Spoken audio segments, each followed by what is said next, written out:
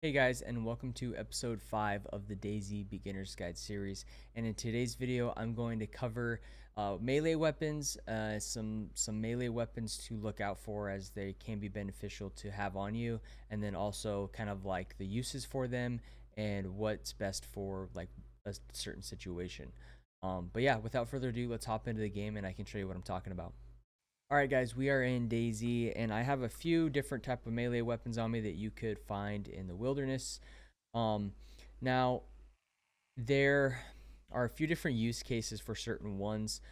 Some stuff like axes and hatchets are great for chopping down trees, cutting down bushes, for wood for fireplaces, and stuff like that. And then you can find a bunch of different types of knives in the game as well. These are good for cutting off bark and sharpening like long sticks, stuff like that. And then some like kind of like other ones that you should probably try to look out for are shovels. Now these will do a one-hit knockout to players. So the best way that these and sledgehammers both will like one-hit knockout players. So if you come up on someone and maybe he's acting a little sketchy, or you can tell he has some good loot, you want it, but you don't want to kill him, you can hit him, knock him out, tie him up with either rope or handcuffs.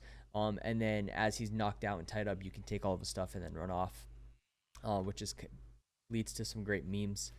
But yeah, so look out for sledgehammers or shovels. Now, shovels you can also use to like uh, dig, like you can bury stuff. Like so there's certain backpacks you can bury, and then some other like miscellaneous items that you could bury. So shovels are good for that as well. Um, Pickaxes are great as they just do a lot of damage to zombies. Um, both both pickaxes and the normal axe, splitting axes, do a lot of damage to zombies. So if you find one, try to keep it on your shoulder or on your person, in general, just so that way you can have something to take out zombies if you run into them quickly. When you first spawn in, if you don't have a melee weapon yet, like anything besides your fists is gonna work great for taking down zombies. Knives will work better than your fists. But let's say you don't have any melee weapons, right? One thing that you can do is you can put like a can in your hands, and then I'm in a safe zone, so it won't let me like actually like pull up my fists. But if you have like a can in your fists while you're punching them, it does a little bit more damage than just your fists. It will damage whatever you're holding, so just keep that in mind.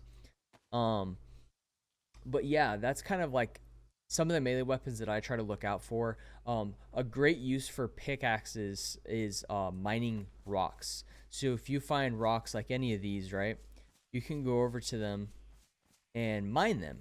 And doing that, you just put it in your hands and just hold left click, and it will start mining the rocks. Now, when you mine the rocks, it'll once this finishes, I'll show you. It'll bring up these large stones in your vicinity.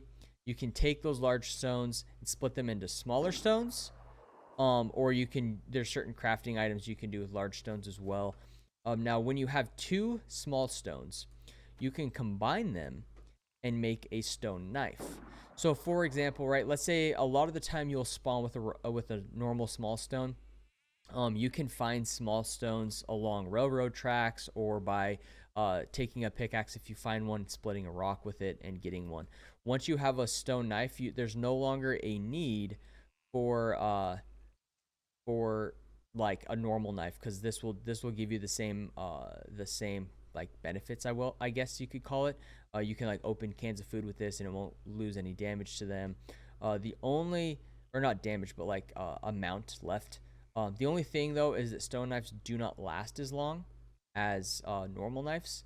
And in order to like repair stuff, kind of like how I showed you with clothes, how you can use the duct tape, the sewing kit, or the leather kit to repair clothes to get the insulation up, you can do the same thing with melee weapons with sharpening stones. So my axe right now is damaged. So if I were to put that in my hand and then take the sharpening stone and combine it, it'll sharpen the axe, which basically gives it bumps it up a tier in its status of worn, damaged, or whatever.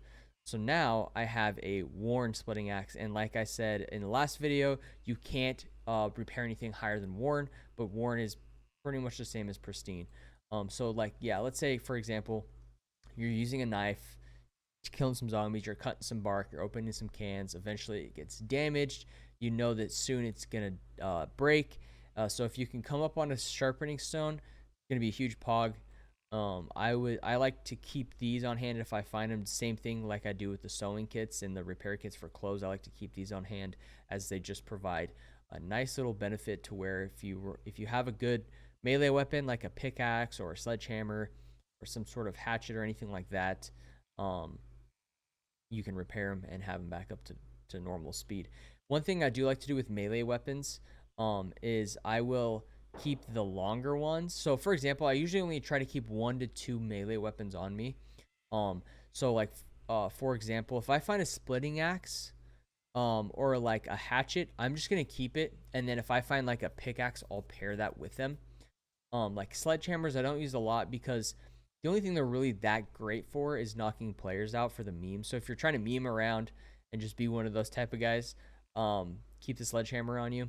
But other than that, I try to keep pickaxes or axes, normal axes, as like my melee weapon, and then I'll have a knife for various reasons as well on me, especially if I don't have a can opener. But yeah, that's just kind of like a quick rundown of melee weapons. There's nothing really too special or too crazy about them.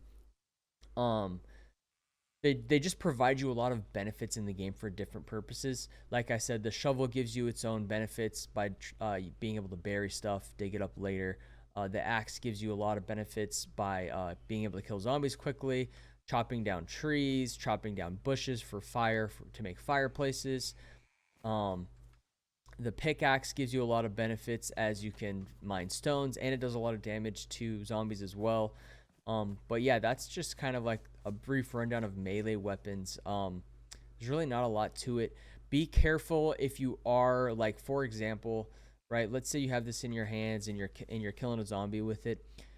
Not in this server, but in normal DayZ servers, your stamina will deplete pretty quickly if you're meleeing something, and so you're just gonna want to keep an eye on that. As you know, maybe you're killing a zombie or you're mining a rock or whatever it may be, and a player runs up on you, starts shooting you, or a bunch more zombies show up, you're not going to have as much stamina to run away and relocate as you would normally. So keep an eye on that. Don't let that deplete too far, as it can kind of screw you over in the long run.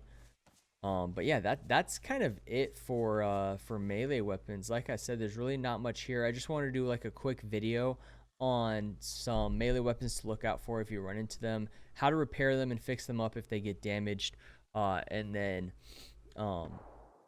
yeah, that's pretty much it. Keep an eye out for the damn, people are fighting, they're popping off right now, but keep an eye out for rocks, because if you can't find any sort of knife in your starting area, 2 rocks will do the trick into making a stone knife, which will give you the same benefits like I said earlier. They just kind of deplete they get damaged faster is really the only draw, like the only con. But yeah, let's hop back out to the full cam so we can wrap up today's video. All right, guys, one more little thing that I just remembered is you can craft certain things together to make different melee weapons. So, for example, you can take like a baseball bat, these are great for blunt damage, so knocking players out, just kind of doing small damage over time. Like I said earlier, any weapon for killing zombies is better than just your fists. But you can take nails and combine them. You need 13 to do this. A box contains 70. You can kind of find these in the industrial and construction areas throughout the map. But you can combine them and hold, and this will put nails on your bat, which is pretty sick. I'll show you guys what it looks like here when I'm done. So now, it's in the vicinity. Now I've got nails on the bat, which is pretty sick. And this will do obviously extra damage. Yeah, so and depending on the mods you have in the server you're playing, there's a bunch of other crafting options available. I know that there's one where you can put barbed wire on a bat. You can be like Negan from The Walking Dead. There's one where you can put like a fucking saw right through the middle of the bat, which is pretty sick. So it depends on what mods you have on your server, and also if you can find this kind of stuff out in the wild. This is a pretty common one. Like I said, baseball bats are pretty easy to find. Nails are pretty easy to find in the industrial areas. And then one other one that I've seen people use, I haven't used it myself, is a spear. and you can do this by